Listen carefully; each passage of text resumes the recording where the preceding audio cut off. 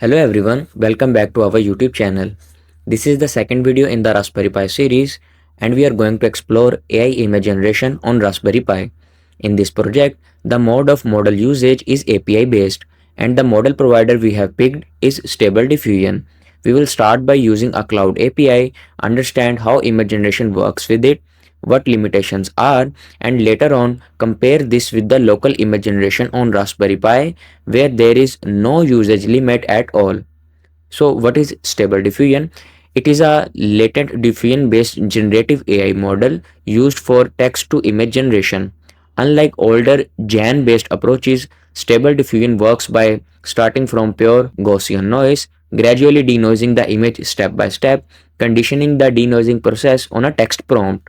The model does not generate images directly in pixel space. Instead, it works in a compressed latent space, which makes it faster, more memory efficient, and scalable. This is why Stable Diffusion has become one of the most widely adopted open generative image models in AI ecosystem. Stable Diffusion models are available in open source format for local deployment and also API format hosted by cloud providers. So we have opened one of the cloud providers in our browser, and when you see Stable Diffusion via an API, you typically generate an API key, send prompts via HTTP request, receive generated image URLs in the response. This is exactly we are going to demonstrate now.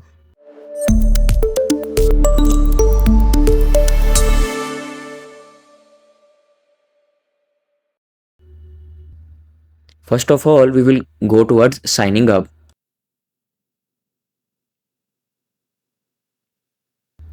After signing up, this ModelsLab is appearing on your screen. This platform acts as a central hub for AI model APIs. That's why it is called a ModelsLab. You don't need to train any model here, and you also don't manage infrastructure. You can simply consume models using their APIs. And in the navbar, you can see the features like API models, you can see API pricing, you can have enterprise APIs and AI workflows.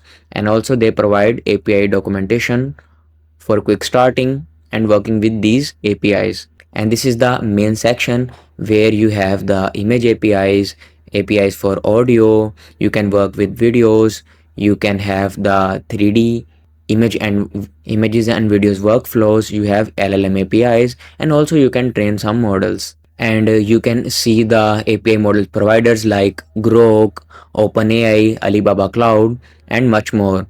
ByteDance is an also a famous image API provider. So as we need an image API, we will select this category and we can search the relevant model we need in this search bar. Let's say we can search for the Stable Diffusion models, which are SDXL, Stable Diffusion 2.x variants, Flux, image to image variants. So let's say we type here SDXL, which is a model provided by Stable Diffusion. So these are the models appearing here. These are the not actual models uploaded by the Stable Diffusion company, but these models are wrappers around those actual models. So we can use them by copying their actual model name. When we will go towards the API documentation, we will have a quick start code. There we can paste the model name and use that model to generate the images. So without wasting the time, I will go back to the home page again, and from here I will click this dashboard. The first step to quick start our journey with AI image generation, we have to get the API key. We can get it by clicking it here, and also we can go to this section. And as you can see, there is a default API key has been generated. Whenever you sign up for the first time on ModelsLab, actually ModelsLab is a platform that provides models like Stable Diffusion, Flux, Mid-Journey models, and much more. So that's why we are using this ModelsLab platform, and it is the default API key has been generated for you. You can view API key from here and copy it and use in the code snippet you have in the API documentation. So from here we will open the API documentation and quick start the API image generation. And from this documentation we will go towards this quick start. And if we scroll down, they are saying that you have to sign up and then getting your API key, and using this code you can make your first API call. What you have to do, you have to copy this code from here, create a Python script in your operating system, and you are done with your first code for image generation. You just have to replace your API key. So what we will do, we will copy this quick start code from here and go towards our Raspberry Pi desktop, and here we will create a new folder, and inside this folder we will create a Python script. We will open this file in Genie program editor, and here we will paste the code we recently copied from the browser. So this is our quick start code, and now we have to paste our API key here.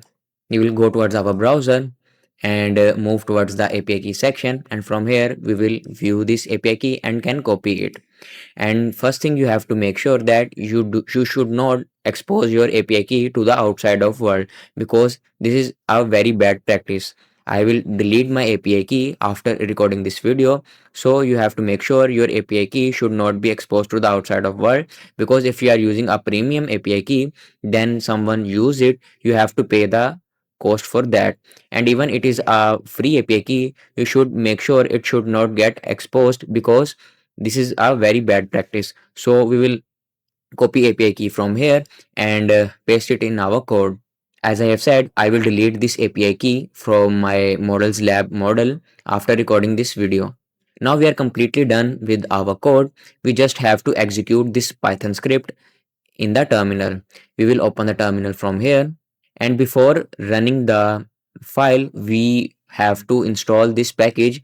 What is the package name? The package of requests.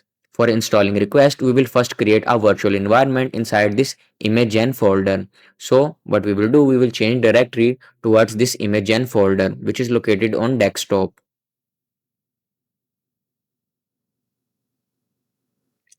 We have changed our directory, and here we will use a python 3 command to create a virtual environment.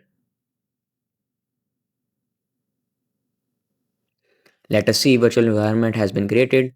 Yes, we have created this virtual environment, and now we will activate this virtual environment and install the required package inside it. For activating the environment, the command is,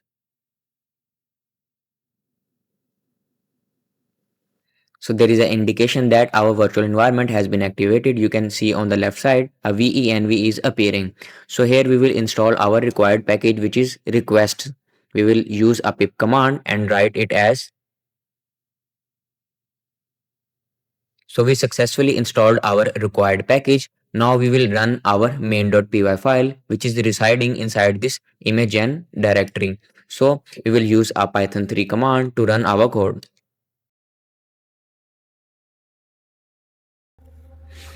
As you can see, our image has been successfully generated and the image URL is given to us. So we can locate the generated image from here. We will follow the link.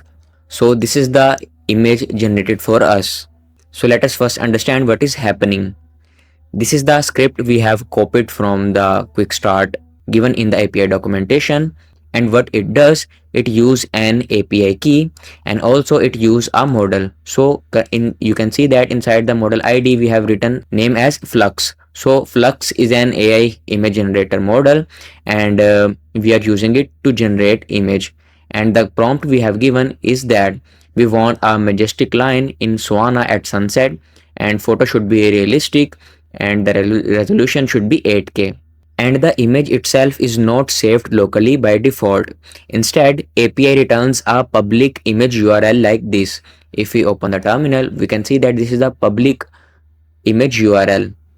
This means the image is stored on provider's cloud storage. Anyone with this link can access it. Your data leaves your system. And also there is a limitation on image generation. Let me go back to the ModelsLab, and if we scroll down you can see that how many credits we are remaining now.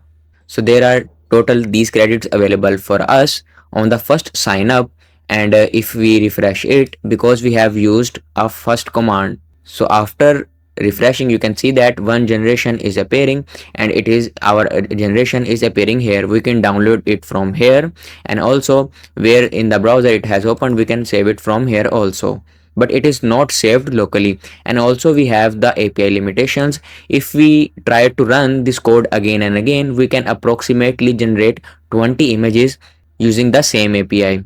After that, it will not generate for us, and it will ask us to subscribe the plan, because in free tier subscription only these things are provided. So we have signed up for the first time, that's why we can generate approximately 20 image. This can vary according to the model. If we change the model, we use another efficient model and we increase the dimensions, width and height of the image to be generated. And if we increase the number of inference step, then the cost will be more, and we will be run out of subscription limits very soon.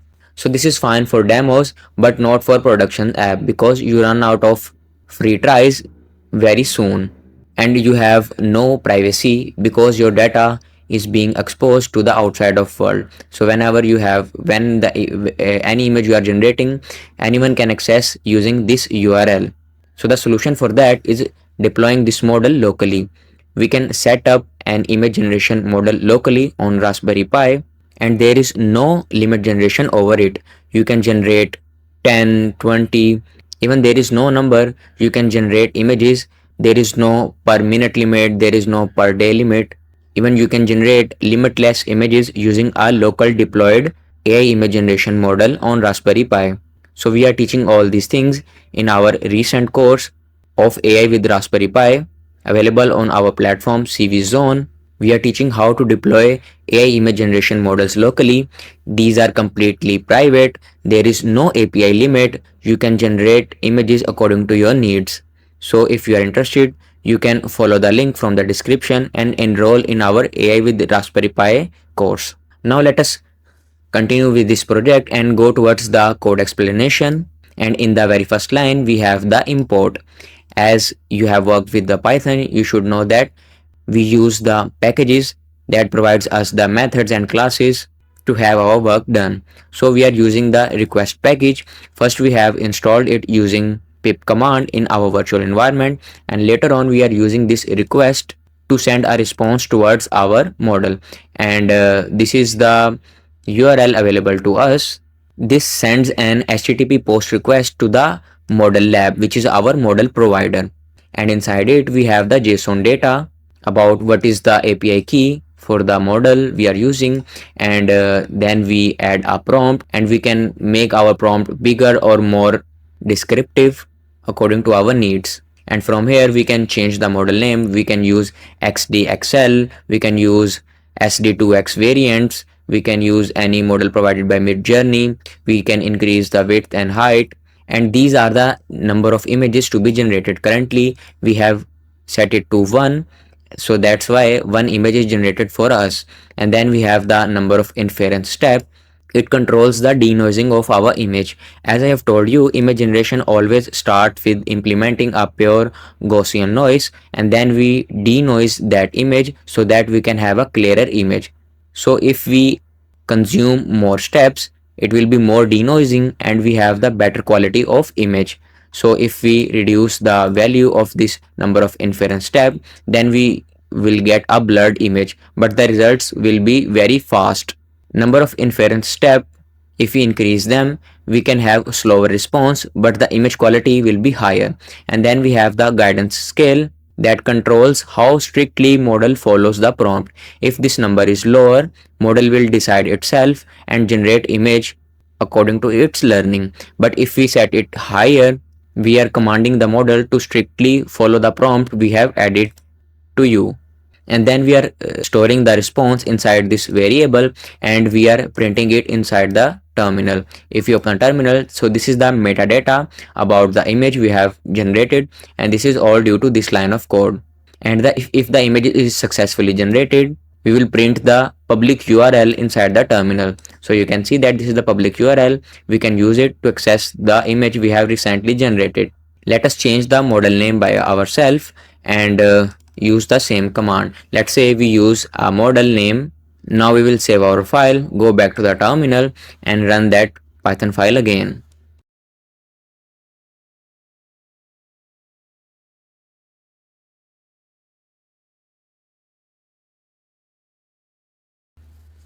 So our image has been generated. Let us open in the browser. So this is the image generated by SDXL. This was the image generated by Flux, and this one is generated by SDXL, as it is looking little bit animated and more cartoonish. And if we compare SDXL and Flux, the Flux is cheaper, faster and slightly weaker prompt adherence, while SDXL is more expensive, it is slower, and it works more for skin complexion, realism or the composition. Let us go back towards our ModelsLab dashboard, and we have the other features of getting the response in an other manner. If we are using a web app, we can use these things, use this metadata to visualize on our web app. We can show a success response in a good formatted manner. And if we scroll down, we can see that if our model generation takes some time, then we have to run our application in an async mode. We are using then fetch response, and we will show the message to the user that your request is being processed because you have entered a bigger prompt, more detailed prompt. Model have to work on it, that's why it is taking longer. And you can use these code snippets inside your Python code to tell the user you have to wait until the image is generated. And then these are the key parameters which are used in these quick start code snippets given to us. The first one is the key parameter, and it is the API key. And then you have the parameter of prompt, the text description you provide to the model, and then you have the model ID. As currently we have using this flux model, and we have also replaced it by SDXL, and this is the width and height of the image to be generated. And then we have the number of samples. We can generate 1, 2, 3 images according to our needs, but if we increase the number of samples from here, our free limit will be end soon. And then we have the inference step and guidance scale. So this is how we can use Stable Diffusion for AI image generation. The approach we used is an API based, and there is a credit limit and data leaves your system. And the course we built on computer vision zone, which is AI with Raspberry Pi, we are running Stable Diffusion locally. There are no API keys, no image limits, and you don't have to depend on cloud. Your data remains private on your own device. We have built a Flask based application where user enters the prompts, select the inference steps and guidance scales using these sliders, and then can generate the image. And also in our AI with Raspberry Pi, we have built other projects like AI agents, voice assistants, employee management systems, and much more. So if you are interested to learn more, you can enroll in our course by following the link given in the description.